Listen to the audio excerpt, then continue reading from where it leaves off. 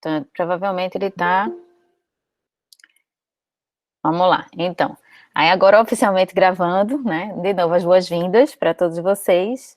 E antes de começar, eu queria apresentar Hugo formalmente, né? Vocês já me conhecem, já me apresentei. E aqui eu vou ler o mini currículo, então, de Hugo Melo, que é produtor cultural, profissional de comunicação, egresso do curso de comunicação, produção em comunicação e cultura pela FACOM, que é a Faculdade de Comunicação da Universidade Federal da Bahia, e mestre em comunicação pela FACED, da UFBA também. Já prestou consultorias e trabalhou para o Ministério da Cultura do Brasil, saudades, Secretaria de Cultura do Estado da Bahia, Companhia de Gás da Bahia, Fundação Gregório de Matos, entre outros. Atuou como coordenador de acompanhamento dos pontos de cultura da Bahia entre 2014 e 2016, de novo, saudades do programa, lotado na Diretoria de Cidadania Cultural da Secult Bahia, compondo a equipe responsável pela gestão do programa Cultura Viva na Bahia. Além das áreas de cultura e comunicação, atua também com captação de recursos para o terceiro setor. Atualmente é supervisor de captação de recursos do Hospital Martagão Gesteira, é pesquisador interessado pela questão da formação e organização da cultura e demais assuntos correlatos à formação e atuação dos profissionais que atuam no campo organizativo da cultura. Esse é só o mini currículo dele. E aí, enfim, vou partir direto para a fala de Hugo. Ele vai ter cerca de 30, 40 minutos para exposição. Ele resolveu fazer uma exposição oral.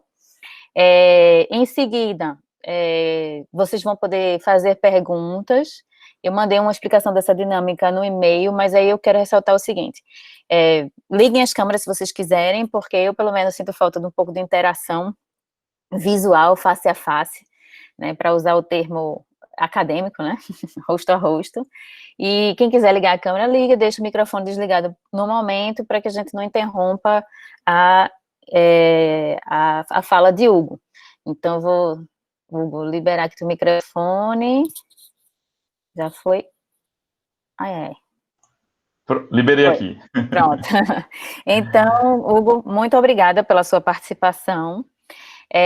Quero desejar as boas-vindas. Aqui a gente tem estudantes do curso de cinema, em sua maioria, alguns ex-alunos meus, profissionais da área também, né, alguns de audiovisual, outros que trabalham com comunicação e acessibilidade. Então, o interesse deles vem dessa atuação, ou porque são alunos dessa área de artes e de cultura, tá bom? Muito obrigada e vamos lá. Perfeito. Boa tarde a todas, a todos, a todes. Manu, muitíssimo obrigado por estar aqui com vocês hoje. Você falou algo que eu tinha pontuado, assim, lembrado de falar, assim, logo de início, que a gente está vivendo, de fato, um contexto super difícil, a gente não precisa nem se alongar muito, né, que estamos todos, de fato, vivendo isso, sabemos como está sendo, esse contexto também político que estamos, mas os encontros que a gente está proporcionando via online é um dos aspectos positivos, né, que a gente tem usufruído nesse momento, nesse contexto. Então, agradeço novamente estar aqui com vocês e espero que seja um bate-papo, uma troca de conhecimento bem, bem bacana. Só eu acho que na hora da leitura do currículo, tu falou mestrado em comunicação e o meu mestrado em educação. Em educação pela Faculdade de Educação da UFBA. E aí a minha graduação em produção cultural. E aí eu já vou iniciar falando um pouco disso, né? Sou um produtor cultural egresso de um curso específico em produção cultural. Existem alguns cursos nessa área no Brasil. Inclusive, a UFPE tem um curso de produção cultural e mídias sociais, né, na UFPE Caruaru. E é muito importante a gente falar dessas formações, quando eu fui convidado aqui para falar sobre a função do gestor cultural, a atuação do gestor cultural, as possibilidades de atuação nesse campo, né?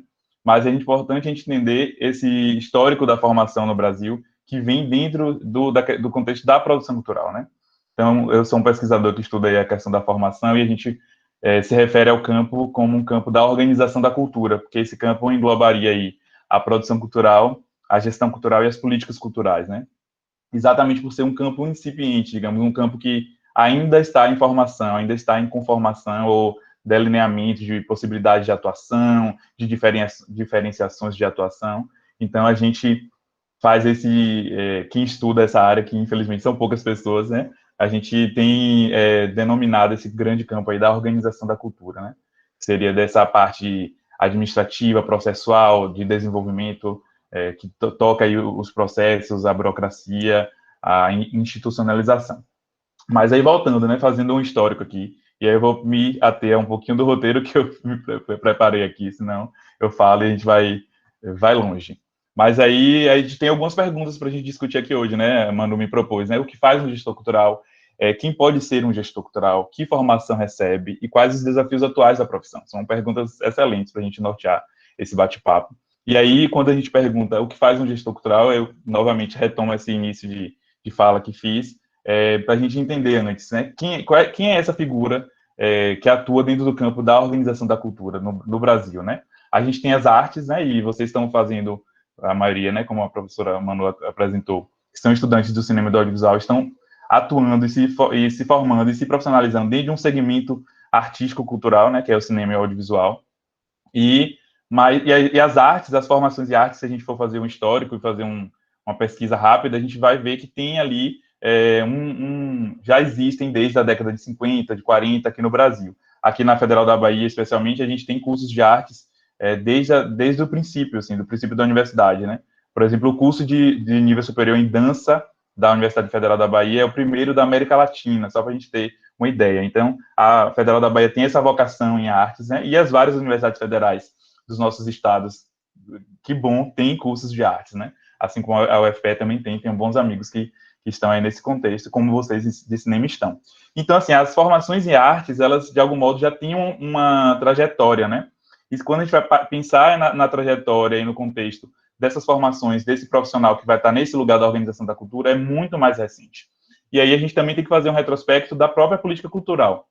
A gente tem segmentos e áreas artísticas, né, das linguagens artísticas e dos segmentos culturais, que já são aí mais, digamos, complexas, né, mais encadeadas. O próprio cinema e audiovisual é uma área, é um segmento bastante complexo, né? A gente tem funções profissionais dentro dessa cadeia bem divididas, né? Possibilidades diversas. Então, só para a gente ter um entendimento de quão avançados estão alguns segmentos, algumas áreas, né? E aí, quando a gente vai falar da organização da cultura, a gente é muito mais recente, né? A gente tem aí um processo de política cultural, de institucionalização dessas políticas culturais, que a gente pode identificar desde a década de 30, a depender de alguns teóricos, ou mais recentemente, a depender de outros, mas quando a gente vai falar de um período mais recente, de pós-ditadura militar, né, abertura democrática, a gente tem aí a criação da Secretaria de Cultura e depois o Ministério da Cultura, mas temos também nesse período de 85 até, a gente pode falar até os momentos atuais, inclusive, de muita instabilidade, né? A gente tem um professor, inclusive foi meu orientador de graduação, que é o professor Albino Rubim, professor da Federal da Bahia, foi também secretário de Cultura em uma gestão recente aqui no estado da Bahia, e ele tem um artigo, uma definição que ele fala das 3 tristes tradições das políticas culturais, né?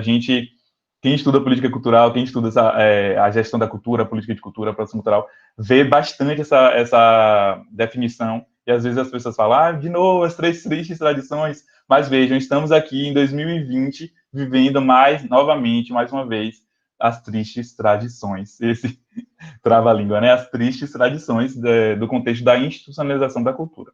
Porque as 3 tristes tradições que ele fala são a instabilidade, me esqueci agora a palavra, o que vem com o rigor, na verdade, o que vem com a ditadura, que me faltou a palavra agora, mas a normatividade, né, digamos assim, uma deliberação do que é que deve ser, a instabilidade e também me faltou agora, as 3. Mas, enfim, que tratam desses aspectos aí que fragilizam a institucionalização da cultura como um todo.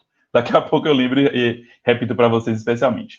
Mas a gente está vivendo agora, por exemplo, um momento de instabilidade. A gente teve uma pasta de Ministério da Cultura que existiu dentro de um período longo aí de governos anteriores. Depois a gente tem, com pós-golpe ou pós-impeachment, a depender da perspectiva e entendimento de cada um, a gente vai ter logo em seguida uma destruição, né, um desmantelamento total, assim, da pasta da cultura em nível federal, e isso influencia bastante esse campo como um todo. E por que eu estou falando de tudo isso, né? Porque quando a gente vai lá depois da ditadura militar, né, de 85 para cá, quando a gente vai tendo aí um processo de institucionalização da cultura, é quando a gente vê também surgir a figura desse produtor cultural. No Brasil surge como produtor cultural, né?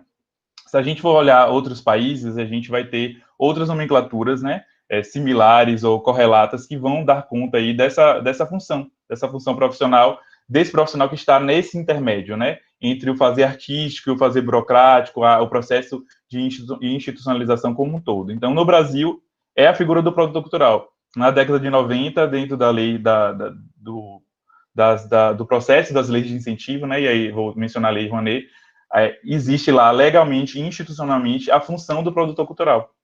Então, a gente vê ali, quando se, digamos, o Estado, né, reconhece a figura desse profissional, né? Como eu estava exemplificando para vocês, existem outros fazeres profissionais, inclusive artísticos, que já têm esse reconhecimento de antes. Então, do campo da organização da cultura é muito mais recente mesmo, né? Então, a gente vai ter aí, entre 92 e 93, a Lei Rouanet, que já traz essa possibilidade de atuação desse profissional, indica essa figura. E aí, claro, a gente também pode falar dos fazeres artísticos como um todo, que já tinham ali a função dos produtores, né, dos gestores, né? Com certeza também, quando a gente for analisar os contextos específicos de cada linguagem, a gente também vai se dar conta dessa solidificação dessa função, né, desse papel e dessas possibilidades de atuação. E aí, falando novamente da produção cultural, a gente vai ter os primeiros cursos específicos de produção cultural na década de 90, em 95 especialmente, com cursos que iniciam em 96, então é um dado muito interessante.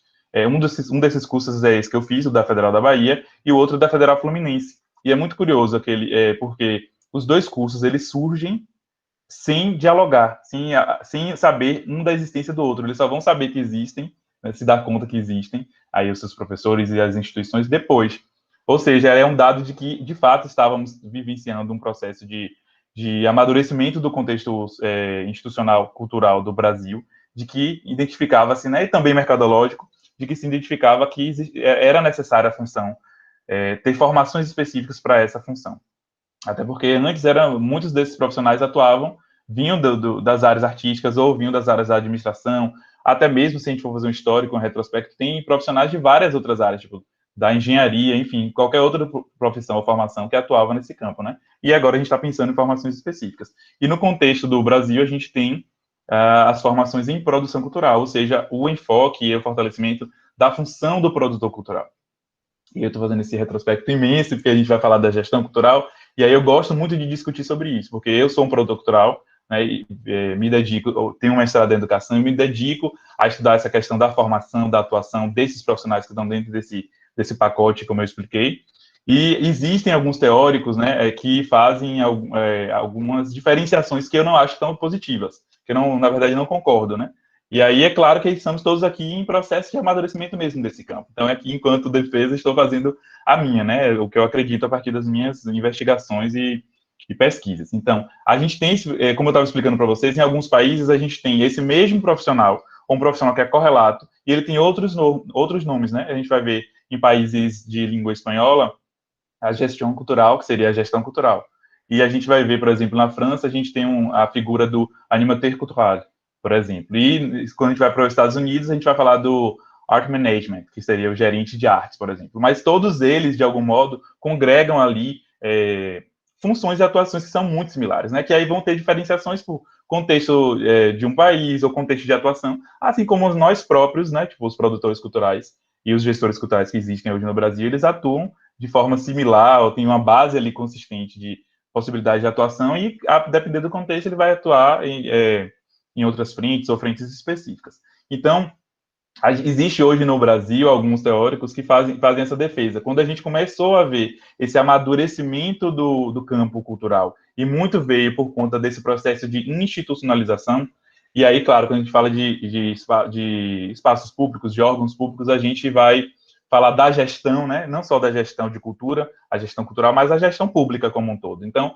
é a cultura avançando nesse sentido, e aí a gente vai ver os profissionais ali das diversas áreas, inclusive das áreas de cinema, das artes, das ciências sociais, da história, das letras, ocupando esses espaços, o que eu acho, inclusive, positivo, já vou aqui demarcar, né? E acho super positivo, porque a gente precisa mesmo tratando-se de políticas públicas para a cultura e para as artes, ter essa diversidade de formações, de mentes, de cabeças. E aí é por isso que eu atesto aqui, muito, defendo muito, entendo muito a gestão cultural enquanto formação, como uma especialização mesmo, porque ela vai ali congregar essas várias áreas, né, essas várias formações, para dar lugar ou qualificar esses profissionais para atuarem dentro do campo da gestão cultural. E aí a gente pode falar, daqui a pouco eu vou falar quais seriam essas várias frentes aí possíveis dentro da gestão cultural. Mas, assim, o que é que eu quero dizer com tudo isso? Eu estou falando bastante coisa, e depois, quando a gente for abrir para as perguntas, espero que a gente troque bastante, mas a gente tem esses cursos que surgiram, certo? Os dois primeiros surgiram em 95, e a gente tem agora, por exemplo, da UFPE, um dos mais recentes, né? E tem a especificidade de mídias digitais, mas para mim, que sou um pesquisador e um ativista do campo, eu acho ainda muito pouco. A gente precisaria que, pelo menos, tivesse um curso desse, um curso de produção cultural, um curso que contemplasse aí a formação e organização da cultura em cada um dos estados, né? Minimamente, né?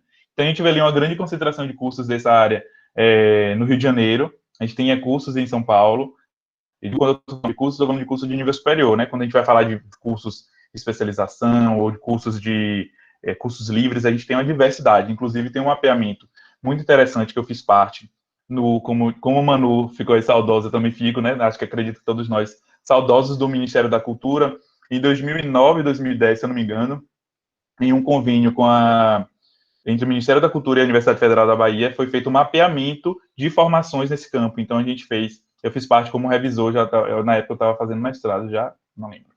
Não, ainda não, mas eu acho que já tinha me formado, eu estava fazendo a revisão desses dados, né? Tinha uma equipe de estudantes de graduação fazendo esse levantamento de informações, tinha os professores Alexandre Barbalho, do Ceará, o Albino Rubim e Leonardo Costa, aqui da Federal da Bahia, fazendo a coordenação desse projeto. Então, esse site ainda existe, infelizmente, ele não é mais atualizado, mas ainda serve como um banco de dados, né?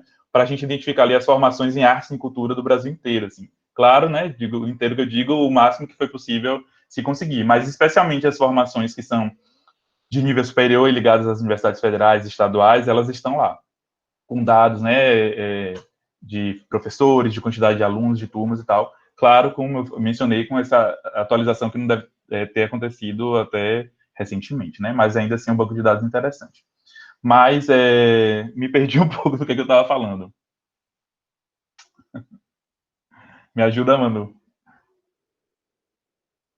Sobre essa formação e o número de cursos, você vinha de um raciocínio de que a gestão cultural seria uma especialização e dessa necessidade de diversidade de saberes para a composição da política cultural e da gestão. Obrigadíssimo. Muito obrigado. É exatamente isso. Então, a gente tem essas formações e enquanto ainda é muito incipiente, né, como eu falei para vocês, que enquanto pesquisador e ativista, sinto muita falta, né, que a gente tenha mais cursos logo, porque a gente está falando de fortalecer a cultura. E aí, se a gente for olhar um dado, algo que a gente está vivenciando hoje, agora, com a cultura do nosso país, né, de desmantelamento completo, e, por exemplo, de um contexto de urgência que vem com a Lei Aldir Blanc, por exemplo.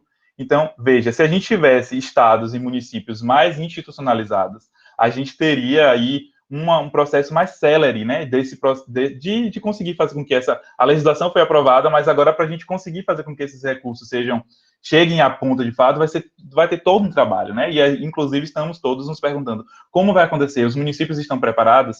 E aí você me pergunta, Hugo, o que é que isso tem a ver com a formação? Tem a ver que se a gente tivesse essa formação, se a gente tivesse uma cadeia produtiva organizada, digamos assim, consistente, a gente teria, acredito, esse processo muito mais fluido, né? Isso já teria sido estabelecido, digamos, com um tempo maior.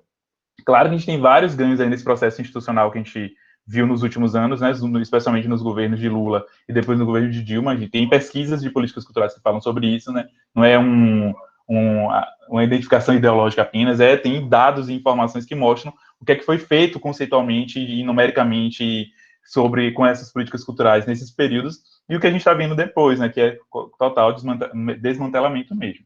Então, assim, veja qual a importância dessas formações, né? E aí a gente tem poucas ainda e, como eu estava retomando, o Brasil, a gente tem a tradição de reconhecer a formação em produção cultural e a figura do produtor cultural. Mas quando a gente vem com o avanço aí da institucionalização e o importante papel da gestão cultural, alguns teóricos, né, alguns professores e teóricos da área, que não necessariamente falam sobre formação, eles vão falar, temos que pensar a gestão cultural. De fato, temos que pensar a gestão cultural. Mas meio que veio, e aí eu estou falando meio de um lugar de fala mesmo, assim, vim de um curso, sou um profissional, estudo essa área, e aí meio que vem como um pouco de modismo, assim, e me entendam, né? A gente vai discutir melhor depois, mas vamos esquecer a produção cultural e vamos falar só da gestão cultural. E não é uma substituição de uma coisa pela outra, né? Eu acho que a produção cultural tem o seu papel, o produtor cultural tem o seu papel. A gente pode ver aí, pode falar das várias possibilidades de atuação do produtor cultural e também do gestor cultural. Então, muitas vezes, assim como o Manu é um profissional do cinema e do audiovisual e também é gestora cultural, a gente vai ter um profissional da literatura que também é gestor cultural, um profissional da dança que é gestor cultural. A gente também vai ter produtores culturais que também são gestores culturais, que também tiveram experiências de gestão cultural. Eu vim dessa formação da graduação e tive uma experiência de 3 anos na gestão. Então, também, né, o lugar do gestor também é um lugar de atuação, né? A gestão, ela vem depois, digamos assim, no amadurecimento aí das questões das formações dessa área no Brasil. Então, a gente precisa muito fortalecer, eu acredito que essa polarização, digamos assim, às vezes, né, especialmente, gente, no campo da formação, né? Formação em gestão e formação em produção. A gente tem que fortalecer muito a formação em produção, porque, na verdade, foram as formações em produção que ajudaram muito esse processo de fortalecimento do campo cultural. Especialmente na Bahia, eu posso falar bem sobre isso. Temos também algumas, no final eu vou tentar dar umas sugestões de leituras, temos também livros e leituras sobre isso. Eu tenho uma amiga que fez Hortência Nepomuceno, né, mestre em Cultura e Sociedade aqui pela Federal da Bahia, mas já atuou como produtora cultural do IFRN no Rio Grande do Norte, e agora retornou para a Bahia. Mas o mestrado dela, ela fez uma análise sobre as políticas culturais de Salvador e de Recife. Então, assim, a gente pode identificar como é que as formações, não só de produção cultural, mas em artes, contribuíram e contribuem para os processos de institucionalização. A pesquisa dela não é sobre isso, né, mas fala sobre as políticas culturais, e aí a gente pode identificar a importância de se ter cadeias produtivas bem fortalecidas. E aí é isso, deixa eu ver o que mais que eu posso falar. Então, aí, a gente tem que, eu acho que não tem que haver um entendimento de não polarização, porque eu vejo hoje muito isso, né? Assim, a gente está pensando muito a gestão, temos que, de fato, pensar a gestão, mas se a gente pensa a produção cultural e as formações em produção cultural, a gente fortalece a gestão cultural. A minha defesa é essa, né? Não, e aí eu digo isso para vocês porque eu tenho colegas que são produtores culturais formados, né? E atuam com gestão e se afirmam gestores culturais. E aí eu tenho muito essa coisa do lugar, assim, eu sou um produtor cultural, eu tive a minha experiência de gestor cultural, não tive uma especialização em gestão cultural, por exemplo, mas tive minha formação em produção cultural e tive as experiências em gestão. Então, o lugar da gestão também nesse lugar de atuação, né? E aí, claro, a gente também tem que deve pensar em formação. E enquanto formação, eu defendo muito a gestão cultural como uma especialização, como eu havia dito. Então, não sei se eu consegui fazer bem um desenho dessa defesa, né?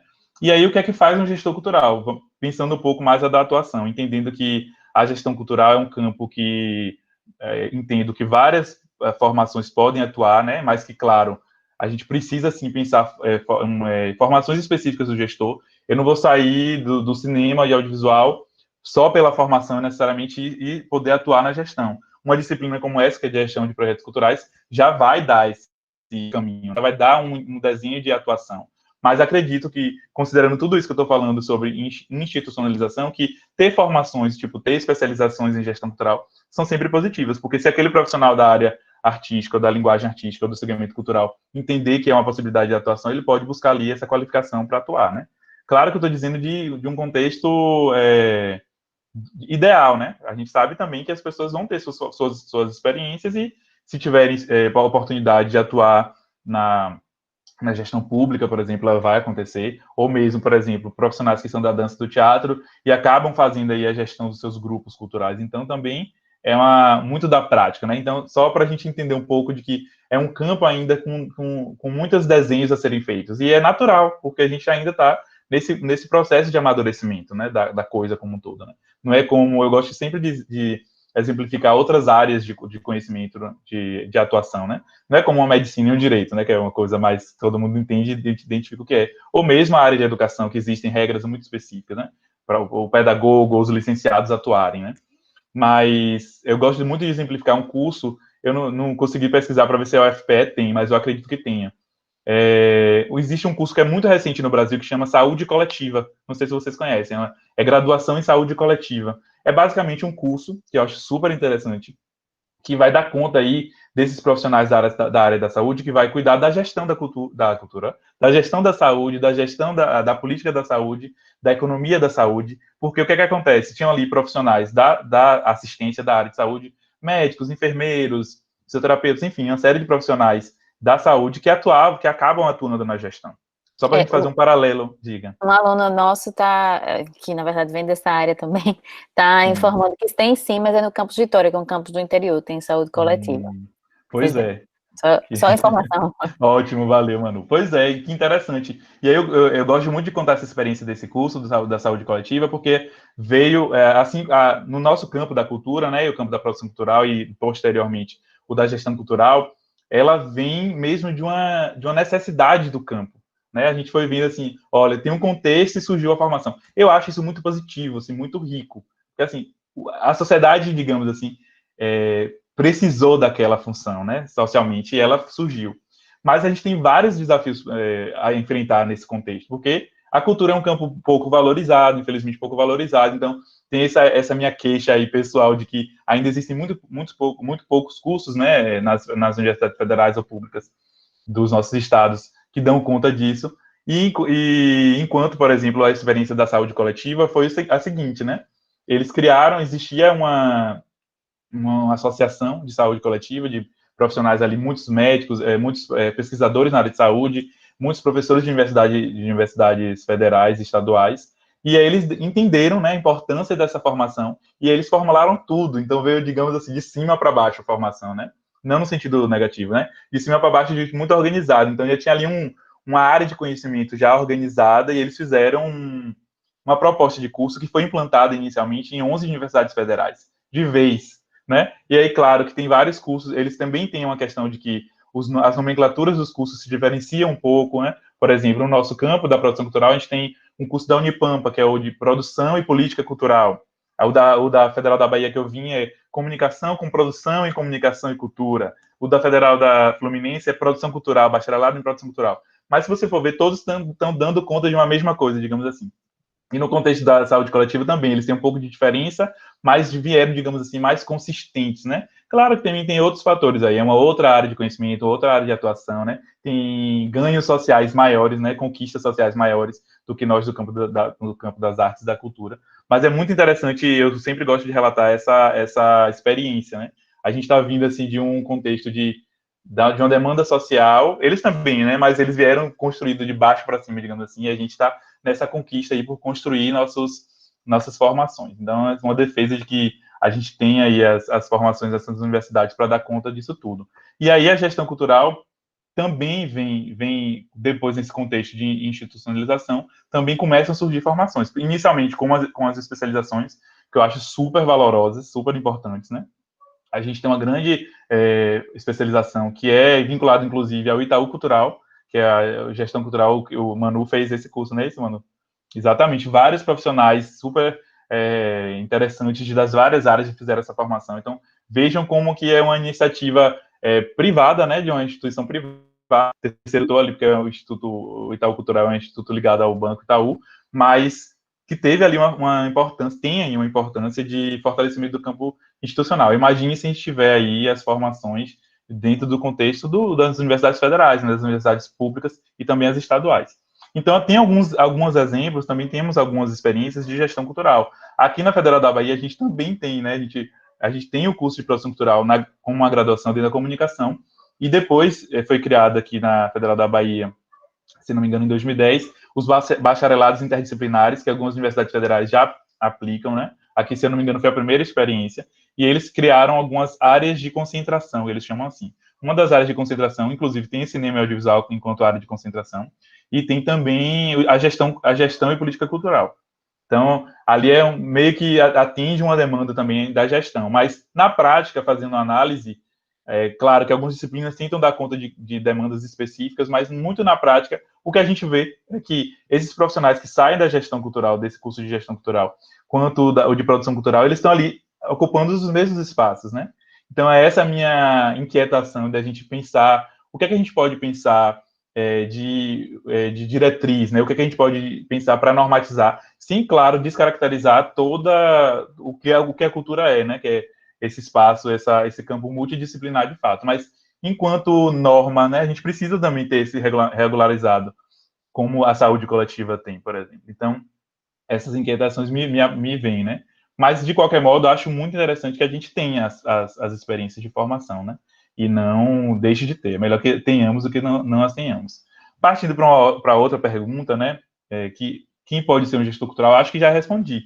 Eu acho que a gestão cultural, quando eu falo da defesa de atuação, e aí eu não estou dizendo que não precisamos de formação, mas hoje o nosso contexto é nós, profissionais da arte e da cultura, das várias formações, se entendemos que é algo que nos interessa, ou entendemos que existe essa lacuna profissionalmente ou socialmente, devemos nos dedicar a isso. Vocês, especialmente, né, a grande maioria aqui que é do cinema e do audiovisual, a gente vai ter as políticas de audiovisual. Então, quem é que vai versar sobre isso, né? Se não pessoas que tenham conhecimento técnico do cinema, técnico e conceitual sobre o cinema, mas também entender aí sobre a gestão.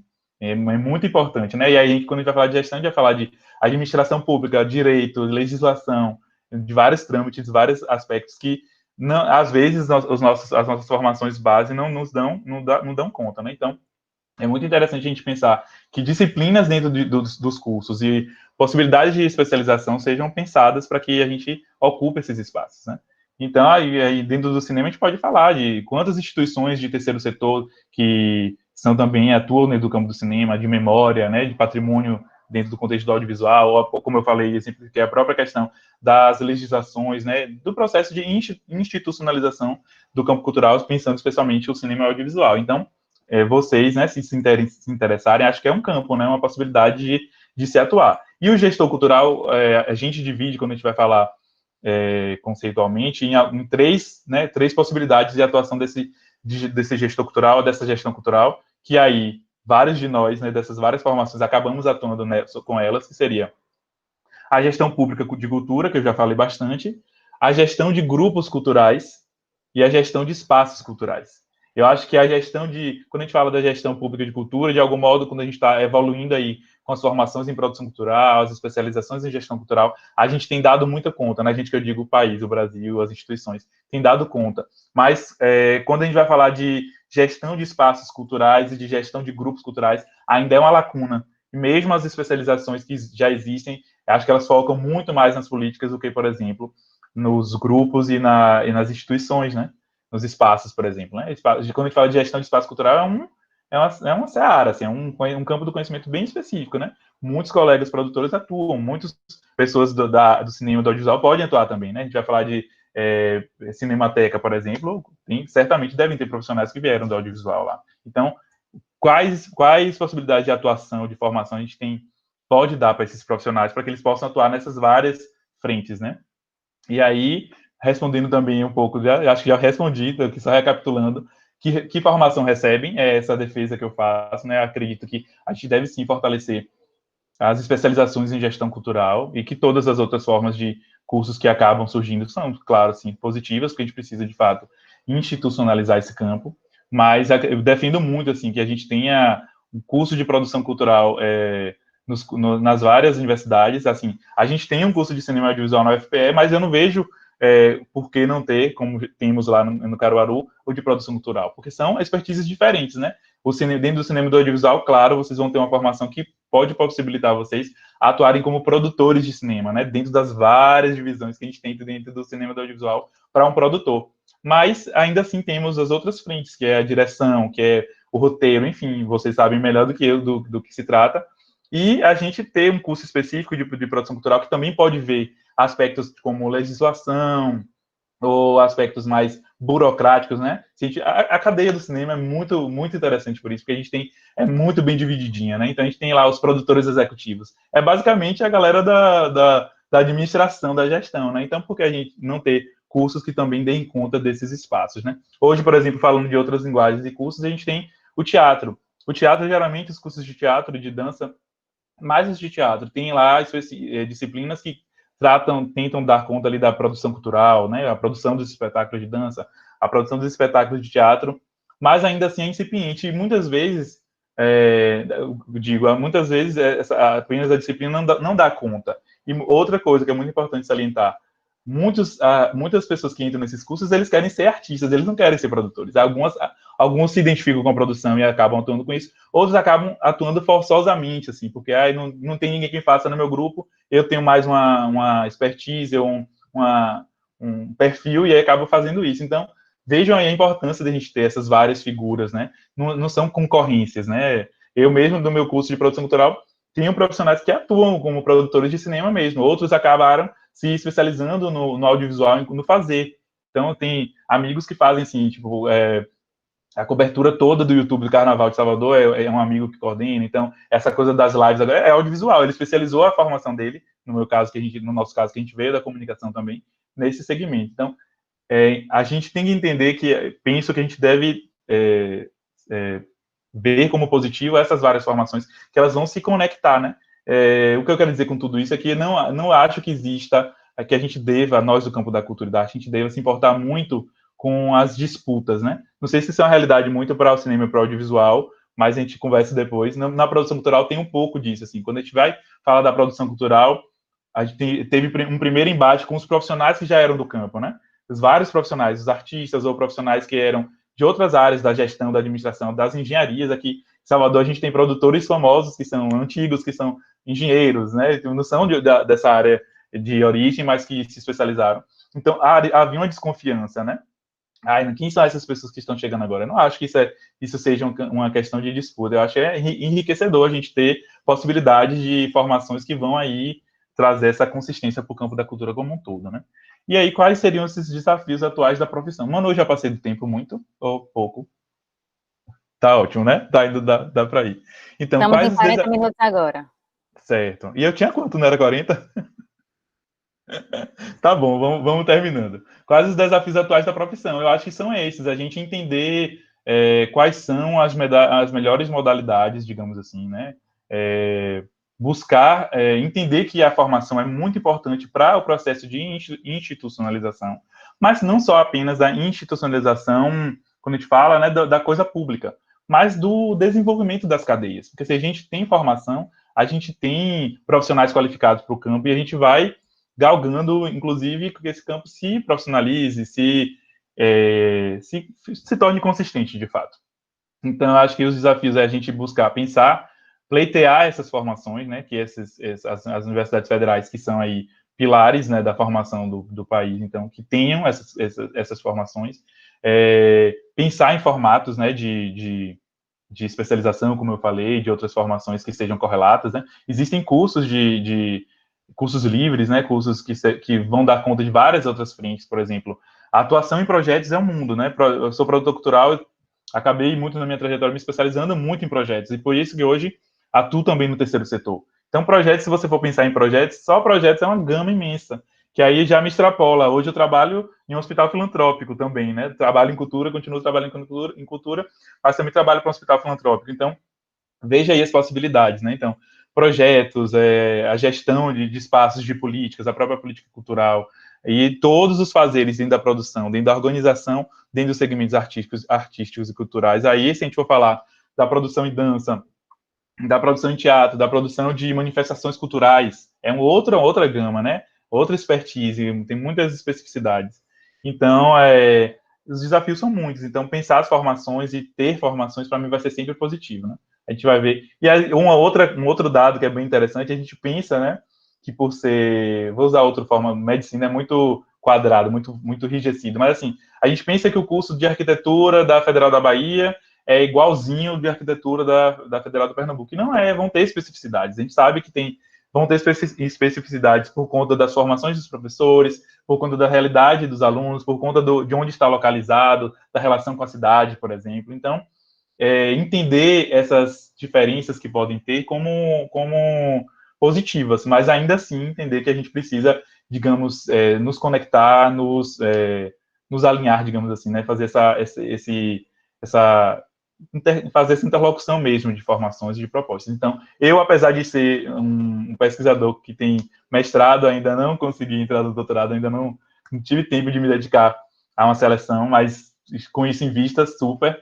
mas, e não faço parte de uma instituição de nível superior ainda, né? Então, mas ainda assim, então, tenho aí a ousadia de tentar fazer essa articulação. Então, conheço os professores do curso de produção cultural da UFPE, da Unipampa, do Rio Grande da Federal do Fluminense, dos cursos que existem, nos outros que existem no Rio e em São Paulo. Porque também tive a experiência no meu mestrado de fazer, eu vou fazer aqui um pequeno jabá, de fazer esse livro aqui, de organizar esse livro, que deve estar espelhado aí, mas é Formação e Organização da Cultura no Brasil, Experiências e Reflexões, que foi organizado pelo professor Leonardo Costa, que é professor da Facom, foi meu professor substituto, na época hoje ele é efetivo, e por mim, certo? E foi lançado em 2016, a gente tem aqui essas experiências todas, inclusive a experiência do curso da UFPE está aqui, escrito por um artigo pelo professor Amilcar Bezerra, certo? Temos também esse livro aqui que eu mencionei rapidamente, ó, que é super interessante, Políticas Públicas de Cultura para as Cidades, os casos de Recife e Salvador, que é dessa minha amiga Hortência Nepomuceno.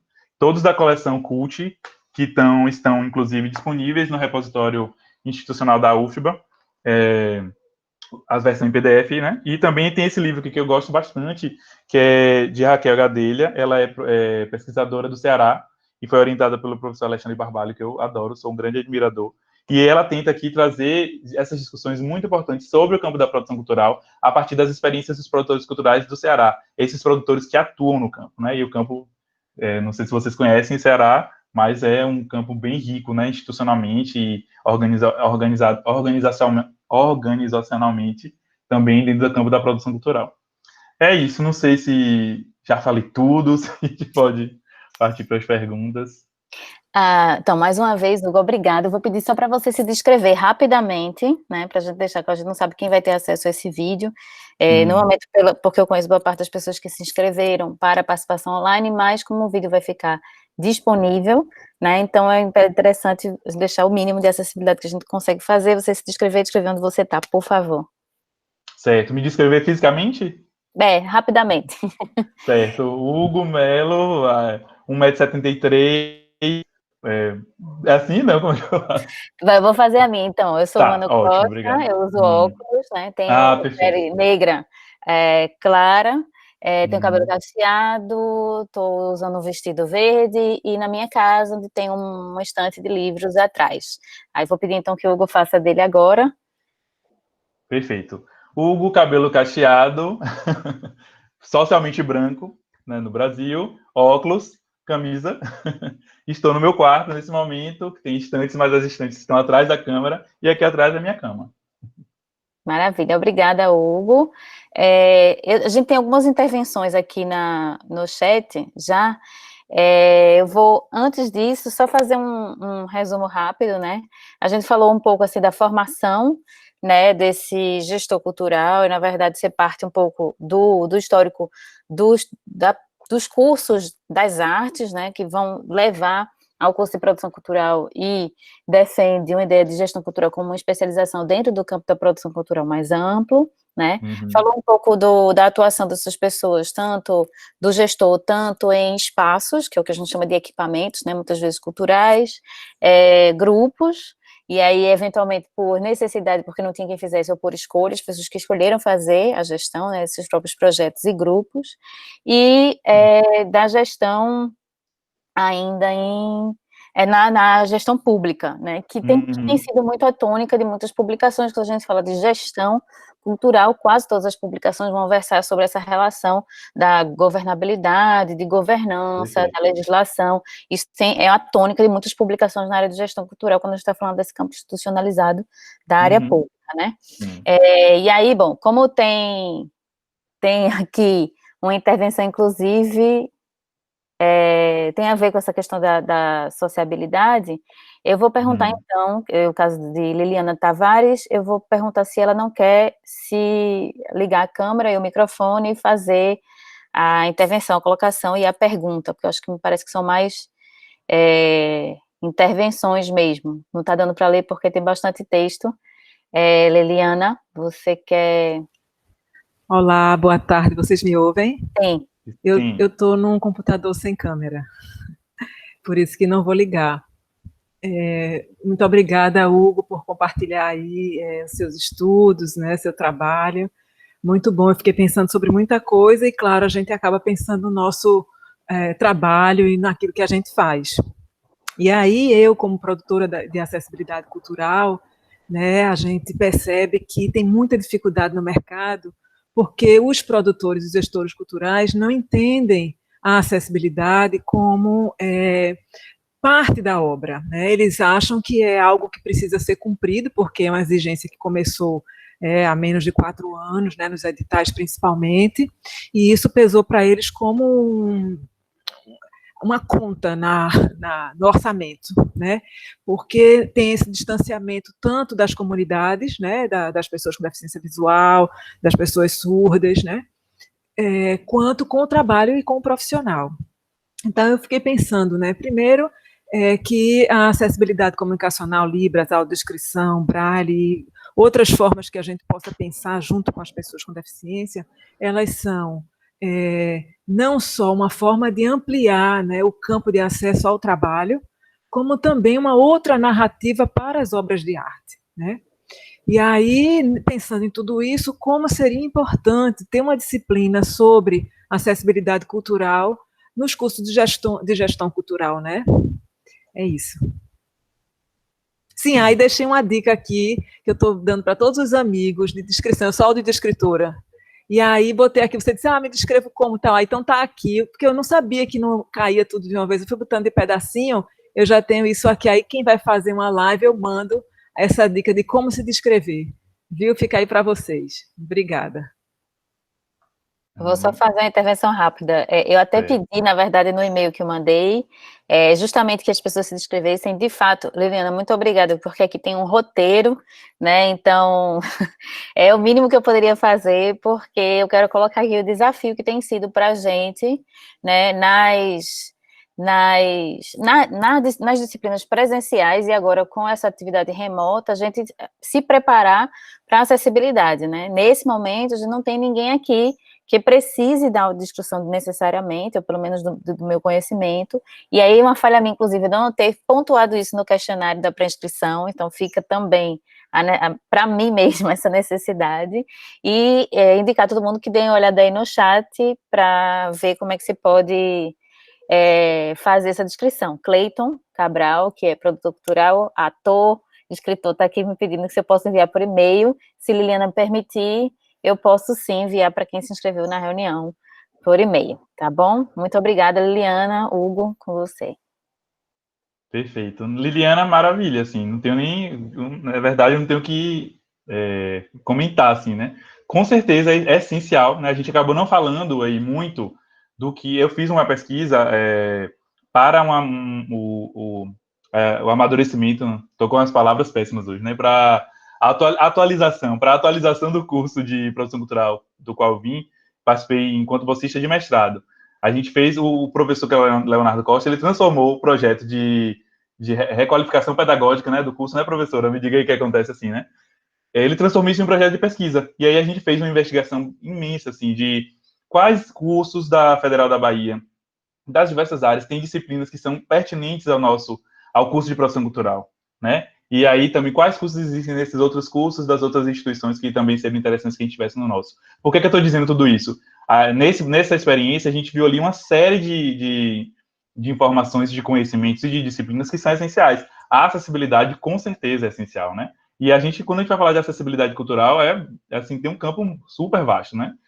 A gente teve uma especialização, e aí, como vocês já viram que eu sou louco das formações, eu sei de todas as formações que existem, né? A gente teve uma especialização que era também um convênio do Ministério da Cultura com a Federal do Rio de Janeiro, se não me engano, era a Federal do Rio de Janeiro, que dava conta e tentava dar conta do campo da acessibilidade cultural. Porque quando a gente fala de acessibilidade cultural, imediatamente as pessoas pensam, quando pensam algo sobre isso, e especialmente do lugar da cultura, pensam muito das adequações físicas, né?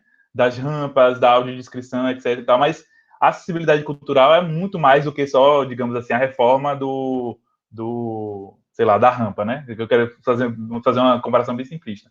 É esse campo aí super vasto, e aí, inclusive, obrigado, estou aprendendo aqui também, vou me atentar para as próximas, para entender como é que a gente deve, né, fazer essa sua autodescrição. E é assim, irretocável.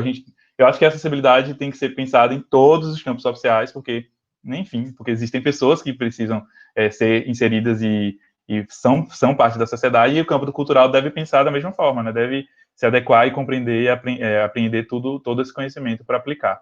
E aí, claro, concordo que deve ter formações e disciplinas dentro dos cursos de produção cultural e de gestão cultural que tratem sobre isso.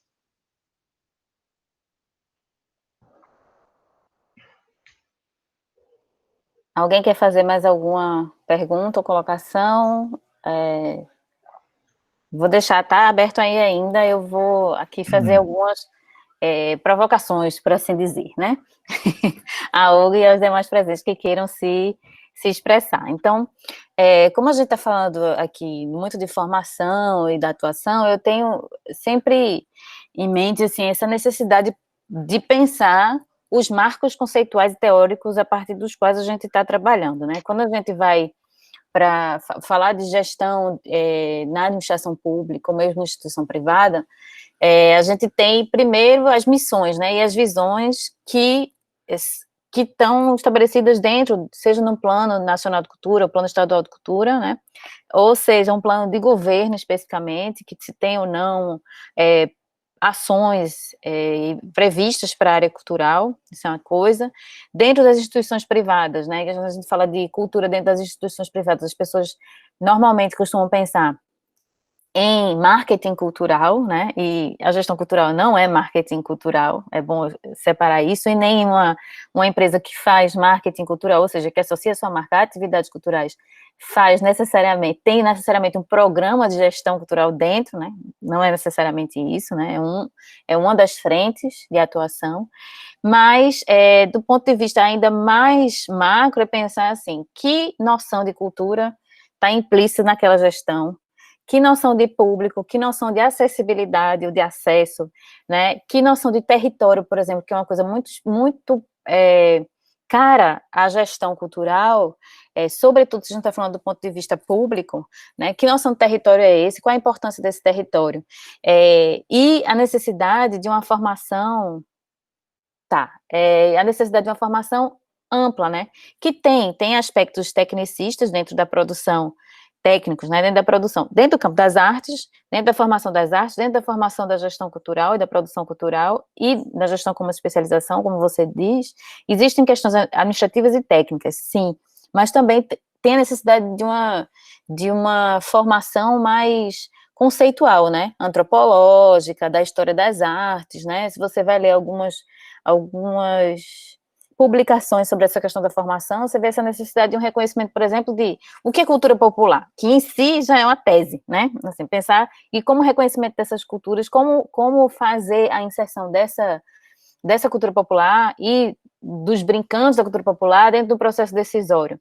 Então, eu queria pensar, assim, desse ponto de vista, como é pensar a formação, aí falando diretamente da formação mais temática mesmo, né? Que eixos temáticos, você que estudou bastante isso, você consideraria necessários, ou que campos de conhecimento esse gestor deve acessar, ou se assessorar né? Porque você pode montar a equipe que tem essas habilidades, né? Porque ninguém vai dominar tudo, mas eu queria saber, do teu ponto de vista, uma pessoa que estuda esse campo, né? Organizativo da cultura, que formação, que campos você acharia interessante? E aí, vou aproveitar para dizer aqui que tem no chat uma pergunta da Liliana, para pedir perguntando as diferenças, falar um pouco das diferenças entre gestão e produção. Tá? Eu vou deixar para você. Manu, excelente, assim, na verdade, se deixar a gente vai ficar aqui conversando a tarde toda, assim.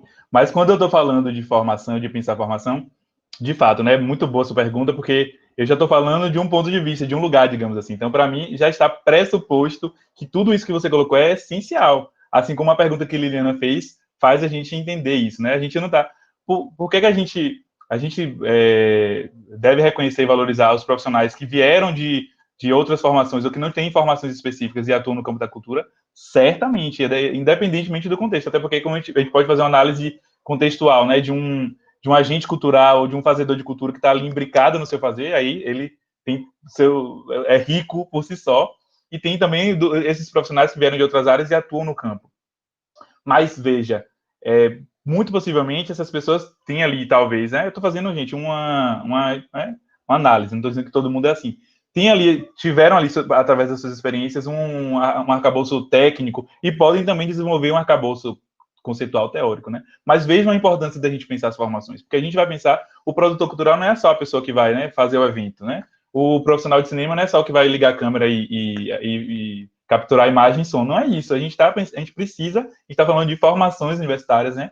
De cursos de nível superior, então pressupõe-se que esses aspectos conceituais, políticos, analíticos e também os técnicos estejam contemplados, né?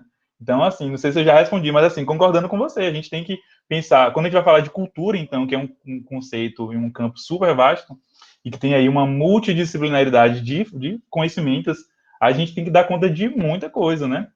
A gente vai dar conta desses aspectos, como eu já falei, analíticos, políticos, conceituais e técnicos, né? Eu acho que, em geral, na verdade, a gente acaba focando muito nos aspectos técnicos, porque, pela minha experiência, é onde falta. A gente tem, acaba que as universidades federais têm menos recursos para as atividades, as disciplinas que são mais técnicas, então a gente acaba enfocando mais nisso. E não percebendo que essas mesmas universidades e cursos nos proporcionam essa formação toda que a gente está falando, né? Mas, assim, quando a gente vai falar de cultura, acho que a gente pode sentar Gilberto Gil e as dimensões aí simbólicas, cidadãs e econômicas, né? A gente tem que pensar, obviamente, e aí, pense, né? Tipo, para a gente, assim, a gente pode estar aqui falando entre nós, pessoas culturalmente com acesso e que temos a oportunidade de estudar, enfim, e que, isso é óbvio, né? Pensar um pouco assim, mas foi transformador um ministro da cultura falar isso, né? Colocar isso como base das suas políticas que foram desenvolvidas. E eu acho que a gente pode reproduzir para todo o campo da cultura, para as formações também, né? Então, qual é esse simbólico? Esse profissional que está sendo formado pela universidade dentro das artes, da cultura, né, tipo, do cinema, da produção cultural, do teatro, ele está entendendo o que é a manifestação cultural, fazer cultural. Então, essa é a dimensão simbólica, identitária, né, que a gente precisa ter contato, a gente precisa aprender. As universidades precisam abrir suas portas e seus muros para assumir e assimilar esses conhecimentos, esses saberes e fazeres. Então, a gente tem um grande processo a se conquistar ainda, eu acho, né? As universidades, elas tentam fazer essas pontes, alguns professores, alguns projetos, mas a gente precisa se abrir mais. Então, eu acho que é isso, não sei se respondi, mas, assim, a gente tem que, sim, contemplar essas dimensões aí, simbólicas, cidadãs e econômicas, né? E aí, assim, simbólicas, entendendo as identitárias. Então, quando a gente vai falar no curso de produção cultural, a gente tem que saber o que é, aqui no caso do Contexto de Salvador, as ganhadeiras de Itapuã, o que é aquele fazer. Então, a gente tem que ter conhecimentos de antropologia, de sociologia, ciência política, certamente, porque a gente vai estar nesse embate aí, nessa construção do que é a coisa pública e a política em todos os âmbitos, né? E a cultura não está fora disso. A administração pública, porque a gente vai ter aí aspectos mais técnicos, né? De como funcionam as coisas, legislação. Então, vão dos mais técnicos e mais duros, digamos assim, até os mais simbólicos e mais subjetivos, né? Eu acho que, assim, cultura realmente, assim, muita coisa, né? E a gente que faz arte e cultura, a gente tem que estar bem aberto para isso, porque a gente tem as disciplinas, mas, não sei, aprender arte e sensibilidade. Claro, a gente pode criar técnicas, aprender, reproduzir e assimilar isso, né? Mas de fato algo que foge, né? Não é uma coisa, não é algo que a gente vai dar conta, né? Se a gente entender isso também, acho que já é bem positivo, né? Temos que nos propor estudar e fazer, mas entender que essa dimensão aí nunca vai ser esgotada, digamos assim. Joel, obrigada. Talvez, Liliana, para tentar talvez sistematizar a resposta e te explicar, é como se o gestor fosse responsável pela parte burocrática, institucional, né, de pensar a estratégia, e o produtor é aquele que executa essa estratégia. Ele vai estar na linha de frente na execução ou da estratégia pensada pelo gestor, né, do ponto de vista público, ou dentro de um grupo, por exemplo, de teatro, o produtor é a pessoa que vai executar, vai dar as condições do espetáculo existir, mas a negociação, a formação do grupo, a visão do grupo vai ficar para o gestor desse grupo, né, é a parte administrativa e burocrática. Pois não, Hugo? Sim, não, eu acabei me passando dessa pergunta, foquei só na sua proposição aí. Mas, sim, na verdade, sobre essa diferenciação, a gente pode falar de várias coisas, assim. Manu fez uma diferenciação, assim, é isso mesmo, né? A gestão cultural, ela vai estar dando conta desses, quando a gente passa a parte das possibilidades de atuação, né, a gestão pública em cultura, ou a gestão dos grupos, ou a gestão dos espaços ou equipamentos, a gente vai entender que são instituições ou espaços e equipamentos e processos que precisam de um acompanhamento, né? Então, a gestão ela vai dar conta desse arcabouço também, que aí entra um pouco da legislação e da administração.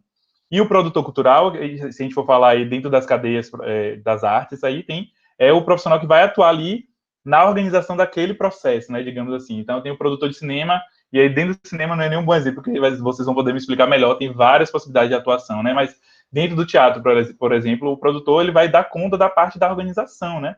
Então, por exemplo, existe todo o processo da execução do projeto, né? Então, quem dá conta dessa execução do projeto é o produtor, né? Quem é que vai fazer os pagamentos, quem é que vai fazer as agendas, quem é que vai... E aí, claro, existem contextos e contextos. Se a gente for para uma grande companhia, vai ter um chefe, um coordenador de produção, um chefe de produção, que vai ter várias pessoas com várias funções específicas e detalhadas. Se for uma companhia pequena, um contexto mais menor, então a gente vai ter ali um profissional que vai agregar todas essas funções, né? Mas tem uma diferença, a pergunta é muito boa, e aí eu vou fazer novamente uma defesa de uma defesa política mesmo, de que existe essa diferenciação enquanto hierarquia, eu não acho tão interessante. Acho que alguém fez uma pergunta bacana aí sobre esse trabalho de articulação. É exatamente isso, eu não vejo absolutamente como funções com hierarquias diferentes, eu acho que são funções diferentes, né? Então, às vezes, e aí a gente pode, como eu estou tentando exemplificar aqui, existem cadeias e cadeias onde vão ter várias pequenas funções, mas eu não vejo o gestor acima do produtor, por exemplo. Existem alguns livros, tem alguns deles, inclusive, que falam que o gestor cultural, hierarquicamente, é como se ele fosse superior, por exemplo. Já li em alguns livros uma descrição, né? O gestor cultural ele vai pensar a iniciativa cultural a longo prazo,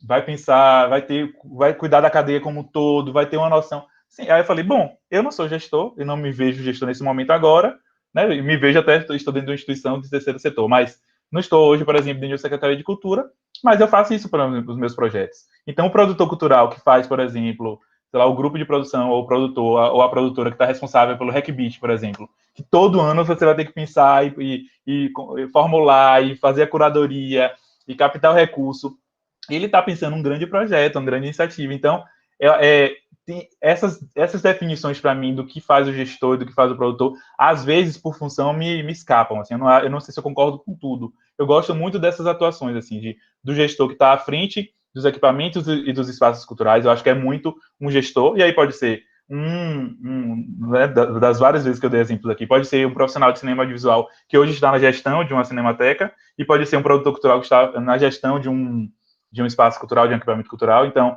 é muito a função do gestor desse lugar, dos equipamentos e dos espaços, da gestão dos grupos, que eu acho que é toda uma expertise, né? Então, quando a gente vai falar de gestão de grupo, a gente tem que também ter noções ali de organização, mas que estão ali muito embebidas nesses conhecimentos e disciplinas que a gente da produção cultural já vê, por exemplo, e também a gestão da política, a gestão cultural, a gestão pública da gestão pública de cultura, né? Então, também muito esses espaços, mas não vejo diferenciações. Então, eu acho que uma das problematizações que enfrentamos nesse desenho, né, dessa cadeia produtiva do campo cultural, especialmente aí da organização da cultura, é isso, essa hierarquização. Quando a gente começou a ver a importância da institucionalização da cultura e que tínhamos, de fato, que ter formações em gestão, atualizações em gestão, para que a gente tenha, por exemplo, gestores municipais mais qualificados, gestores estaduais mais qualificados.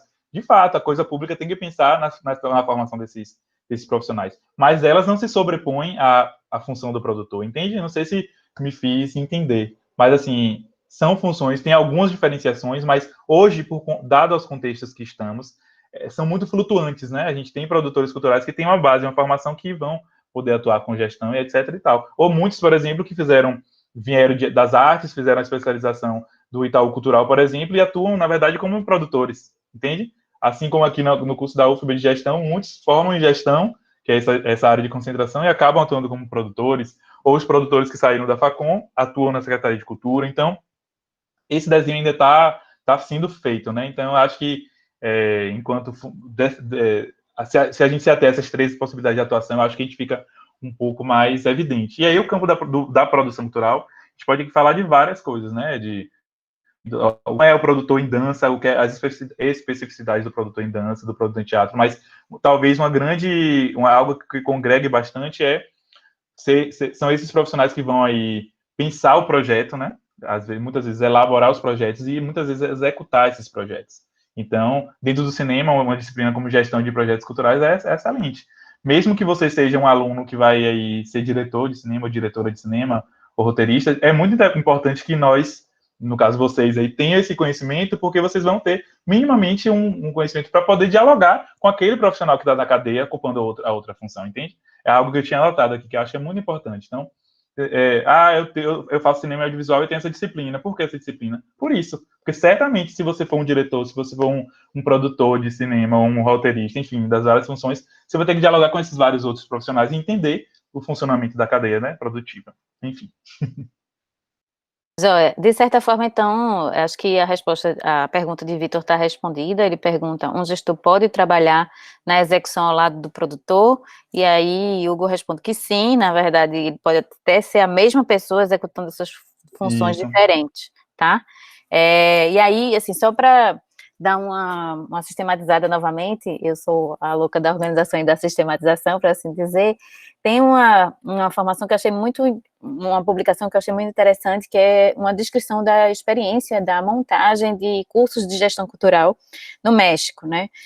México, Colômbia, Argentina tem uma tradição muito grande de cursos nessa área, né? E de pesquisadores que a gente trabalha muito nessa área, que cita bastante, como Canclini, Bayardo, enfim, são pessoas que a gente está sempre citando e que enfim, dão o depoimento deles. E aí ele fala de 5 eixos formativos, que de certa forma a gente já citou, que são a teoria e pesquisa da gestão cultural, que é essa questão em torno das teorias e conceitos que originam a gestão e que posicionam esse sujeito dentro do processo de produção e de consumo cultural, porque a gente tem que pensar nos 2 pontos, né, dessa cadeia de produção e de consumo.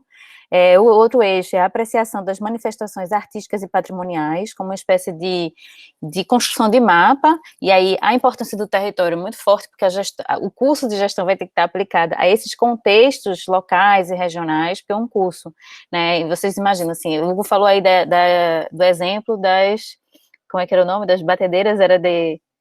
Ganhadeiras de Itapuã. As ganhadeiras de Itapuã, que é diferente dos nossos vendedores de feira de mercado público, né?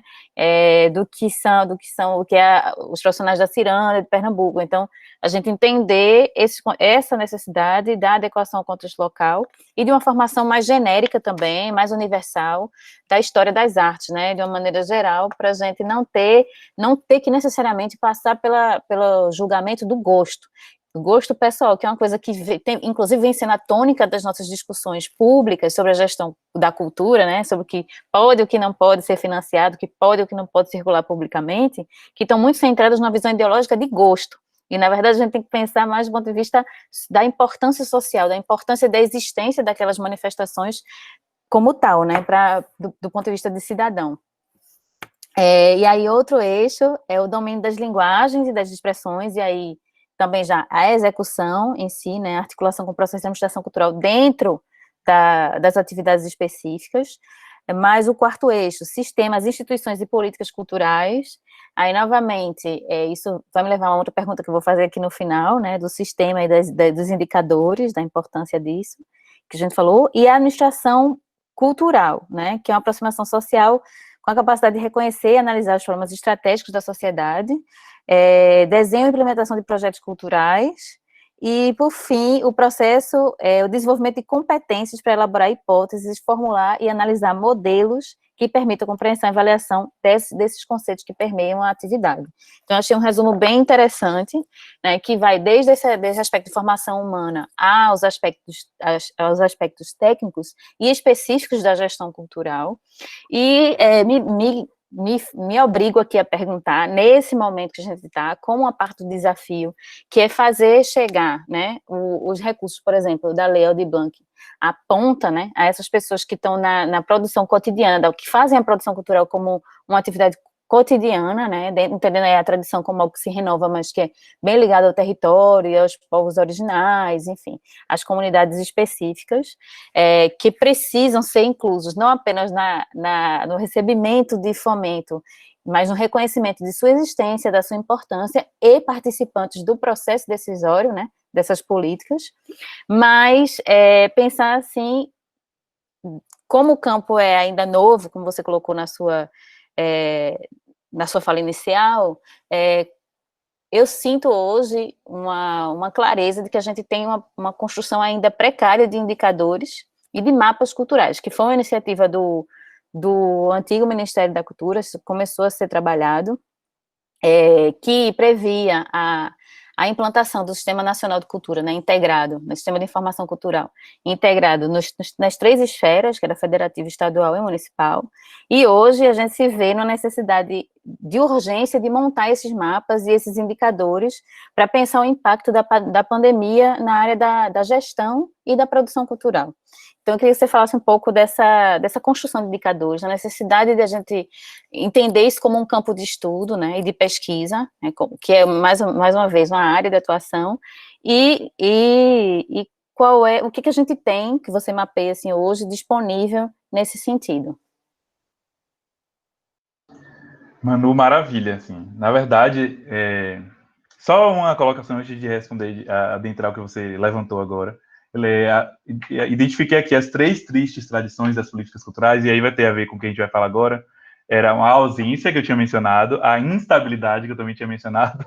Eu acho que a ausência não tinha. E o que eu fiquei falando que era rigor, na verdade não é rigor, é autoritarismo, né? Então a gente perpassa por essas tradições aí. Ou tem as 3 de vez, ou uma ausência, né? Existe, por exemplo, com o Temer, a gente tinha ali uma secretaria, depois ele retomou o ministério, mas não fazia nada. Agora a gente também tem uma super ausência, porque a gente tem um secretário de cultura, que, bom, não sei o que está fazendo, mas quando a gente vai ver o que faz também, como você colocou, né, a partir de um viés muito ideológico de centrado no que eles identificam como o que deve ser financiado publicamente, não de que cultura é esse campo amplo e diverso e que deve, na verdade, ser valorizado e financiado, né, enquanto política pública, né, dentro dessa diversidade. Então, essas são as 3 tristes tradições. Se vocês quiserem procurar mais, tem artigos do professor Albino Rubim sobre isso. Só para me corrigir, que me faltou completamente a palavra. E agradeço que a professora Manu é uma pessoa que gosta de trazer centralizar e organizar aí, a gente retomar, e me ajuda muito, me ajuda a organizar meu pensamento. A gente pode falar, assim, na verdade, se eu me fizer repetitivo, vocês me sinalizam, assim, mas na verdade o tempo todo eu estou falando muito, quando a gente está falando de institucionalização da cultura, a gente está falando desse fortalecimento, né? A gente viu, eu me formei na graduação e vi esse processo todo desse amadurecimento dessas políticas públicas que vieram ali desde 2006 para cá, né? 2006? Acho que foi, não. 2002 com Lula, 2002, né? Gil foi 2003, 2006 foi aqui na Bahia, quando a gente teve um alinhamento, digamos assim, de entendimento sobre política cultural. E aí a gente tem ali todo um processo, além de baseado no conceitual, né? No entendimento do que é cultura, do que é arte e cultura, do que é fazer cultural, do que é fazer artístico, dessas iniciativas políticas, programas e projetos que vinham fortalecer a cultura, né, institucionalmente. Então, por que eu estou falando de tudo isso? A gente tem que falar sobre sistemas de cultura, né? Porque outras áreas têm seus sistemas, né? A educação tem enquanto coisa pública, a saúde tem, a gente tem o SUS, né? A gente tem programas, iniciativas, leis de incentivo. Também tem, a gente fala assim, só o audiovisual e a cultura que tem lei de incentivo? Não, vocês sabiam que tem lei de incentivo para oncologia, enfim, para as diversas áreas, né? O esporte também é outra área que as pessoas geralmente sabem que tem lei de incentivo. Então, tudo isso, todas essas questões precisam ser tratadas também dentro do campo da cultura, né? E aí a gente teve muitos ganhos. Quando a gente teve um governo e uma gestão de cultura que falava que a gente tinha que ter um sistema nacional de cultura que faria a conexão e a interlocução dos sistemas estaduais de cultura com sistemas municipais de cultura, a gente estava falando exatamente disso, desse funcionamento fluido, né, da coisa pública do campo da cultura no país inteiro. Então, perfeito quando a gente fala do exemplo da Lei Aldir Blanc, né? Não sei como foi a experiência em Recife, mas o primeiro e em vários municípios aqui também, não só de Salvador, mas vários municípios do interior da Bahia, é a falta de informações. A gente não tem, por exemplo, com uma coisa super básica, quem são esses profissionais que fazem parte da cadeia produtiva da arte e da cultura dos nossos municípios e dos nossos estados? A gente não tem. E a gente está falando isso desde 2000 e quanto, sabe? Quando a gente vai falar do Sistema Nacional de Cultura, um dos pilares é o sistema de indicadores de informações culturais. A gente teve várias boas iniciativas de convênios, de parcerias entre o Ministério da Cultura com o IBGE, por exemplo. Eu estou até com um livro aqui. E o IPEA também. Exatamente, com o IPEA perfeitamente. E a gente teve ali dados antigos e informações que foram divulgadas e publicadas que são interessantes. Mas, assim, não davam conta, né, da dimensão de tudo que a gente precisa saber. Então, assim, uma coisa muito básica que é quem é a cadeia produtiva hoje de Salvador? A Lei Aldir Blanc fez com que a Fundação Gregório de Matos, que é a Fundação Cultural do município de Salvador, tivesse que sair correndo para fazer isso, sabe? Sendo que é uma coisa que já deveríamos ter. O sistema, a gente tem no Estado, na Secretaria de Cultura do Estado da Bahia, temos o CIIC, que é um sistema como se fosse esqueci agora, o Salic Web da Federal. Mas ali já é um sistema que tem várias informações sobre proponentes. Não poderia ser também uma plataforma expandida sobre dados culturais, né? Nunca foi pensado, se pensou apenas no operacional, mas não se pensou nos indicadores, nas informações que são necessárias para a gente fazer a política, qualquer política que seja, né? Então, assim, é um grande desafio, né? Certamente a gente tem que pensar em fortalecer, em mapear, né? Ter essas informações, esses indicadores sobre os diversos aspectos da produção cultural, né, da cultura e da arte. E aí, a gente não precisa, eu estava falando isso em uma outra live, uma outra oportunidade que eu participei recentemente, que a gente não precisa inventar a roda, a gente só precisa fazer com que essa roda que já foi iniciada, esse projeto de roda que já foi proposto, que é o Sistema Nacional de Cultura, que tem a legislação de 2010, ela aconteça, né? Então, claro que a gente sabe que a legislação, ela é muitas vezes muito lenta, existe no papel, mas para que o executivo realize, para que nós, enquanto cidadãos, entendamos a importância dessa política e que a gente consiga acompanhar. É um processo muito longo, mas o Sistema Nacional de Cultura está falando disso, ele está falando de termos todos nos entes federativos, entre os entes federativos, né, municípios, estados e União, ter indicadores culturais, a gente ter ali conselhos municipais e estaduais de cultura, para acompanhar a política cultural que está sendo desenvolvida, a gente tem que ter os órgãos gestores de cultura, a gente tem que ter os equipamentos de cultura. Então, assim, tá tudo ali, né? Tem quem quiser pesquisar, tem várias pesquisas sobre o Sistema Nacional de Cultura, os próprios mecanismos, né, que fazem com que o sistema funcione, como, por exemplo, os planos de cultura, a realização de conferências periódicas de cultura. Então, tudo isso a gente viveu. Parece que é um passado, assim, super distante, porque a gente está vivendo um pesadelo tão grande mas tudo isso a gente viveu. Sou muito feliz de ter tido a oportunidade de participar de vários desses processos, enquanto cidadão, enquanto produtor e enquanto profissional também. Então, uma última experiência que eu tive em 2017, ainda em 2017, viu? A gente já estava aí pós golpe de Dilma, pós-impeachment ou golpe, né? Como cada um entender, eu entendo como golpe. E a gente teve em 2017, ainda tínhamos um convênio da Federal da Bahia com a Federal de Santa Catarina e o Ministério da Cultura para a formação ampla para conselheiros municipais de gestores municipais de cultura. Então, a Federal da Bahia ficou responsável por formar no Brasil inteiro. A gente fez um programa, era um programa de formação através do Moodle, todo online, né? E a Federal de Santa Catarina ficou responsável pelos estados. Então, formavam os estados e a Federal da Bahia formava os municípios. Eu fiquei especialmente acompanhando vários municípios do interior do Pará, e foi super rico, mas também super desafiante.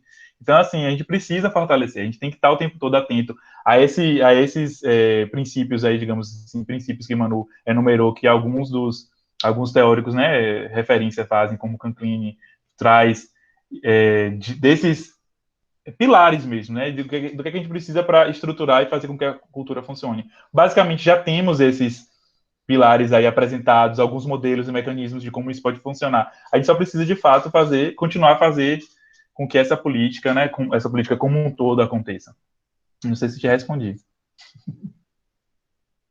Sim, tudo certo.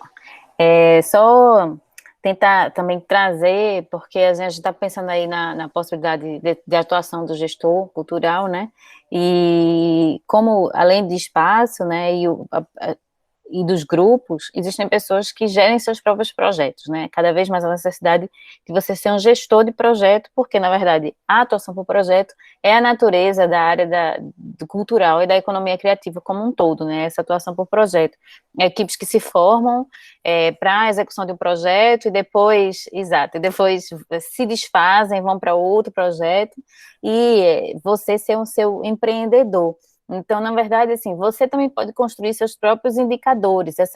Existe uma premissa do gerenciamento de projetos na administração, que a gente chama de lições aprendidas, né? No final do projeto, assim como a gente faz reunião de abertura de projeto, né, com a equipe inteira, é necessário também fazer uma reunião de encerramento, em que todas aquelas comunicações que foram sendo realizadas durante o processo do projeto, a gente também sistematize como coisas que a gente aprendeu, né? O que deu certo e o que não deu, e tentar sempre criar indicadores de avaliação do seu próprio projeto, ou seja, a gente conseguiu fazer o que a gente se propôs no início do projeto, não conseguiu, por que a gente não conseguiu, a gente atingiu quantas pessoas com essa atividade, né, qual foi a recepção, aplicar pesquisa, né, de satisfação dessas pessoas com quem você trabalha e com quem você atende, né, a gente, enfim, o que eu percebi é que muitas vezes as pessoas que estão trabalhando em espaços, da minha experiência, em espaços e equipamentos culturais, muitas vezes não têm